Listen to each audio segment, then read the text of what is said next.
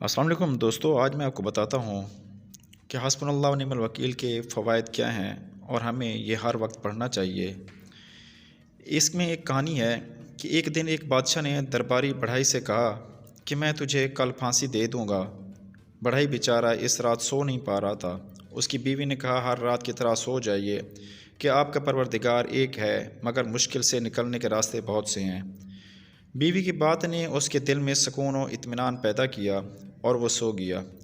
صبح سویرے سپاہیوں کے پیروں کی آواز سنی تو اس کے چہرے کا رنگ اڑ گیا۔ مایوسی اور پریشانی سے بیوی کی طرف دیکھا، کانپتے ہاتھوں سے دروازہ کھول کر دونوں ہاتھوں کو آگے بڑھا دیا کہ سپاہی اسے ہتھ کڑیاں پہنا دیں۔ دو سپاہیوں نے تعجب سے کہا بادشاہ مر گیا ہے، ہم اس کے لیے آئے ہیں تاکہ تم بادشاہ کے لیے تابوت بنا دو۔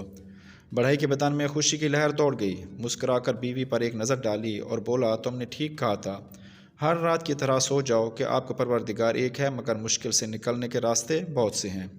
زیادہ فکر مندی انسان کو تھکا دیتی ہے جبکہ پروردگار عالم سارے امور کی تدبیر کرنے والا ہے، لہٰذا زیادہ فکر مندی سے بچیں، اپنے رب پر بھروسہ اور یقین رکھیں۔ جب اس پر کامل بھروسہ رکھیں گے تو زندگی میں کبھی کسی موڑ میں پریشانی نہیں ہوگی اور وہ ہر مشکل سے آپ کو ایسے نکالے گا جیسے مکھن میں سے بال۔ تو بس پڑھتے رہیے حسبنا اللہ و نعم